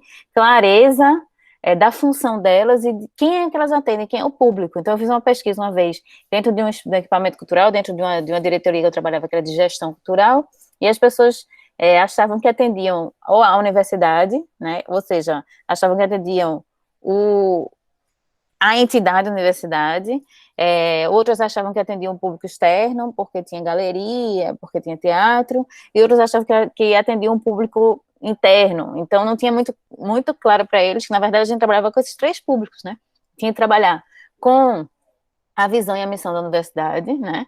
Claro, né, porque a gente estava dentro de um espaço de formação, tinha que trabalhar com o público externo nas atividades em que a gente trabalhava com o público externo, que a gente tinha visita, trabalhava com o público especializado, porque era um local que era procurado por artistas plásticos, por gestores de produtores de grupos de teatro, e ao mesmo tempo a gente atendia o público interno da universidade. Então, essa clareza de para quem você trabalha e define, de certa forma, o norte e as ações que você vai desenvolver, né?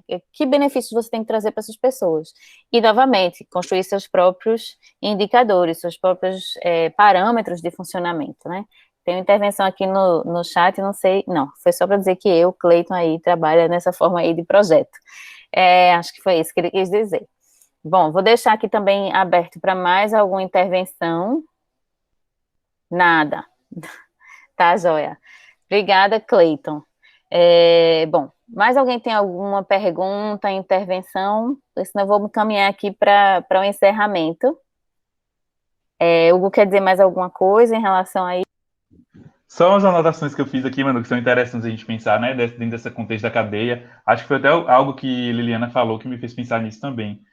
A gente está nesse processo, né, como eu já repeti algumas vezes hoje, da gente amadurecer esse campo, né, o nosso campo cultural artístico como um todo, está em evolução, né, enquanto organização, né, e aí quando eu tô falando da organização da cultura é isso, né, não é uma organização que às vezes pode ser entendido como algo que vai vir de cima para baixo, ou vai, digamos, burocratizar a cultura. Eu tenho muito esse discurso, assim, né, de as pessoas, não, vai burocratizar. A gente precisa entender sobre burocracia. Burocracia é necessária para o funcionamento da coisa pública, por exemplo. Existem coisas que precisam melhorar da burocracia? Certamente. Mas elas só vão melhorar se nós nos inteirarmos sobre isso, e se a gente evoluir, e se a gente participar dos processos decisórios. Então, como eu fui coordenador de acompanhamento dos pontos de cultura da Bahia, eu tive a oportunidade de ir algumas vezes a Brasília, no Ministério da Cultura, para o processo de formulação da Lei Cultura Viva, na verdade, de regulamentação, né? A lei foi aprovada, publicada em 2014, e de 2014 a 2016 foi um longo processo aí dos estados participando ativamente. Eu acho que fui em Brasília em 2016 umas 3 vezes, só para isso, uma vez por mês, para a gente discutir esse processo. E aí eu discutia isso muito com os pontos de cultura, né? E aí tinha ponto de cultura de Pernambuco, Bahia, o Brasil inteiro lá. Tinha os representantes dos pontos, né, Porque eles são organizados socialmente, né, civilmente, digamos. Os representantes da sociedade civil dos pontos estavam, e nós também, enquanto poder público, também estávamos lá. E aí o processo era esse, eu ficava o tempo todo falando com eles, a gente precisa... Ah, é muito burocrático. Eu disse, não, vamos entender como é que é. Eu sei que, às vezes, muitas vezes parece ser injusto, e é muitas vezes injusto, porque tem legislações que vão tratar de transferência de recurso público para um sindicato rural no interior da Bahia, de Pernambuco, de Minas Gerais, onde seja, que vai lidar com esse sindicato rural, que está com fazer cultural, da mesma forma que vai lidar com a empreiteira. E a gente sabe que as empreiteiras ainda assim conseguem fazer desvios de recursos, né? E aí, os fazedores de cultura, que muitas vezes não sabem, pelo não conhecimento de como executar, são aí, como eles gostavam muito de dizer, são criminalizados, né? E eu realmente entendo essa defesa desse discurso, mas eu falava, concordo com vocês, mas vamos para frente, a gente precisa entender disso para a gente construir junto, para a gente dialogar, E aí, por que eu estava falando sobre tudo isso? Não vou saber, não vou saber mais, mas assim, da importância, estava falando da experiência do programa Cultura Viva. Que eu estava falando da formação e dos indicadores e da necessidade Sim, perfeito. de gerir do próprio projeto. Manu, obrigado. É isso, quando a gente fala de organização, a gente compreende muito, acho que é administração, Não, a gente, claro que você é artista, você pode ser um artista, né? E ter seu vínculo com o fazer artístico, perfeito. Mas aí você pode e deve se associar com esses outros profissionais. Veja aí, novamente, a importância da formação desses vários agentes dentro dessa cadeia de cultura, né? Não estou dizendo que você, o ator, tem que fazer a produção, ou que você, o ator, necessariamente tem que saber da legislação. Mas você precisa compreender minimamente para poder dialogar com esses outros profissionais ou se organizar em grupos, em coletivos que vão dar conta desses fazeres, porque fazer arte e cultura é fazer política, a gente precisa estar nesses espaços. Se a gente não estiver, a gente está vendo o que acontece, né? E aí, esse entendimento desses conhecimentos, digamos, da organização, que é aí que toca aí muitas vezes mais a administração e o direito, a legislação, que a gente tem que conhecer, assim, a gente tem que compreender como nosso também, sabe? Como parte integrante desse processo para que a gente consiga consolidar essa cadeia produtiva e construir, porque no final das contas o que a gente quer é institucionalizar a cultura, institucionalizar essas políticas para que os projetos aconteçam, os programas aconteçam, os profissionais que atuam no campo da cultura consigam desenvolver seu fazer cultural, que o propósito principal é chegar nesse final, né, que você estava falando bem. Então, quando você exemplifica que às vezes a pessoa está no fazer cultural e não entende a importância que esses, digamos, mecanismos mais técnicos, esses conhecimentos mais técnicos para fazer a gestão da cultura, são essenciais, na verdade. A gente precisa, assim como outras áreas precisam, trazer números e retornos, a gente também precisa trazer. Então, aquela exposição, quantas pessoas circularam, quais atividades de mediação nós fizemos. Então, é uma série de coisas que a gente tem que pensar. Então, é muito pertinente que a gente esteja atento a isso mesmo.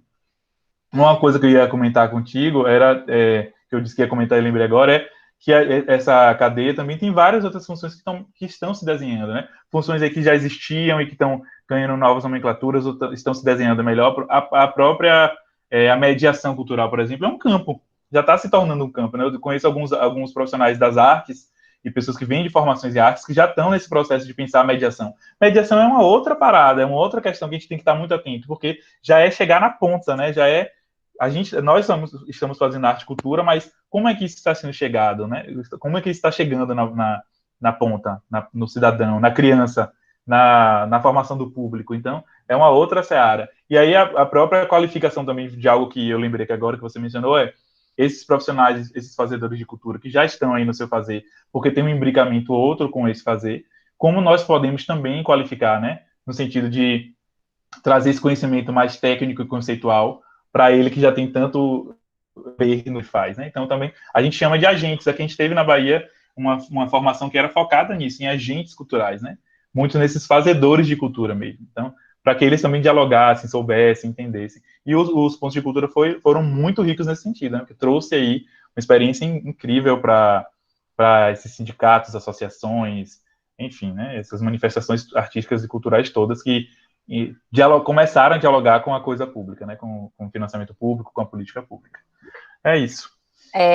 Pois bem, eu acho que é importante a gente aqui pontuar também, além dessa formação, né, necessariamente do ponto de vista humano, né, cidadão, político e técnico, a gente também ter a percepção do gestor cultural como um mediador, né? Um mediador de relações, né? Seja dos consumidores do produto, do bem, da atividade cultural, com as pessoas que fomentam essa atividade, né? Dos fazedores, com as instituições públicas ou privadas, enfim, esse lugar que, para exercer isso bem, você tem que ter essa formação ampla, né, ancorada em valores muito claros, né, humanos, e que leva implícita a necessidade de considerar a diversidade social e cultural que a gente vive, sobretudo no Brasil, né?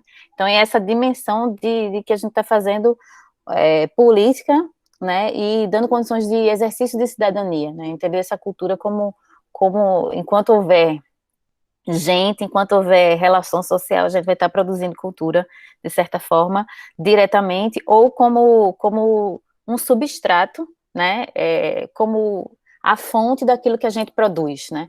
A sociedade, as nossas relações são, no final das contas, as narrativas que a gente conta no audiovisual, né, são a fonte para as narrativas do teatro, é a fonte para as artes visuais, enfim, entender esse papel de a gente estar no meio dessas relações e que é dever do gestor atentar para essa necessidade política, da diversidade e técnica, né? A gente também ser instrumento ou instrumentalizar as pessoas que não têm esses instrumentos.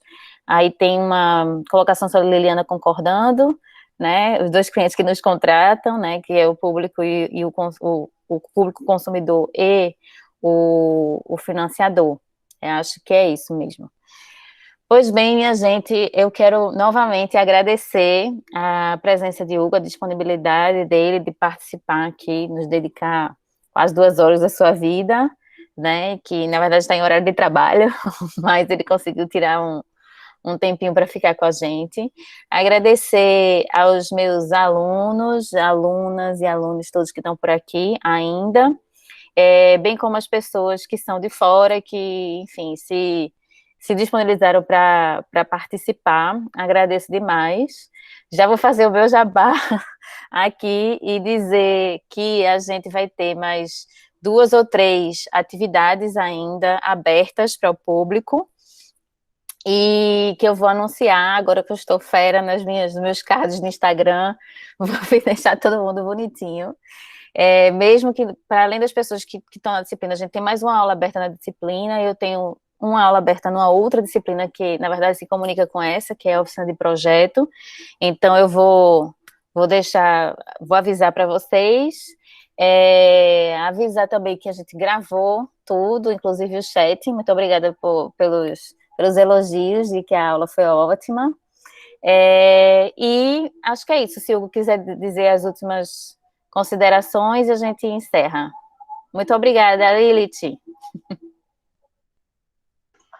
Manu, agradeço imensamente novamente o convite, foi ótimo. Você me conhece e sabe que eu gosto desses espaços, né? A gente se conheceu num espaço como esse, de troca de conhecimento. De fato, estou contigo aí das próximas vezes, as pessoas, quem puder se sentir à vontade, claro, abrir as câmeras, que a gente sente falta mesmo, né? Desse contato, desse diálogo com o outro, né? Eu, especialmente, estou fazendo isolamento social sozinho, então sinto muita falta. Então, mas de qualquer modo, foi bom ver que teve um quórum super grande, né? As pessoas que participaram, e queria te agradecer imensamente, agradecer a todas, a todos e todas que estiveram aqui nesse momento, nessa troca, e também indicar, ó, tem alguns livros, mais livros, tem esse aqui que é bem novo, eu acho que foi do ano passado, Gestão Cultural, então como o tema da aula hoje foi Gestão Cultural, do professor Albino Rubim, é um livro organizado, então tem vários artigos aqui sobre a gestão cultural com especificidades, e tem um tá distante, não sei se você sai da câmera rapidamente, que é onde, só um minutinho, que é esse aqui, ó, inclusive empoeirado, meu Deus. Esse é Cultura nas Capitais. Tá vendo? Esse é de indicadores. Quando você falou, eu lembrei logo dele. Foi uma empresa, enfim, tem várias questões que a gente pode falar, mas foi uma empresa do Sudeste que fez, do Brasil todo, e aí acho que ele está disponibilizado também. Aí eu posso passar depois para você os nomes e tal, e você enviar para o pessoal. Eu sistematize essas indicações, tá? Pronto, e tem a disciplina que já estão no plano da disciplina, não é só quem tem acesso, são os alunos. Eu vou somar, então, as duas. Se a gente puder também recuperar o site, que foi resultado da pesquisa, comentou sobre a formação, enfim. Uhum. Eu acho que a gente pode juntar tudo, mandar por e-mail para todos os participantes e deixar, que eu vou tentar colocar isso aqui numa rede social, e aí eu coloco então na descrição do vídeo. Acho que é isso. Pronto, Muito obrigada a todos, todos, e até a próxima, gente. Um Tchau, gente. abraço. Boa Beijo, tarde. Hugo. Beijo, Manu.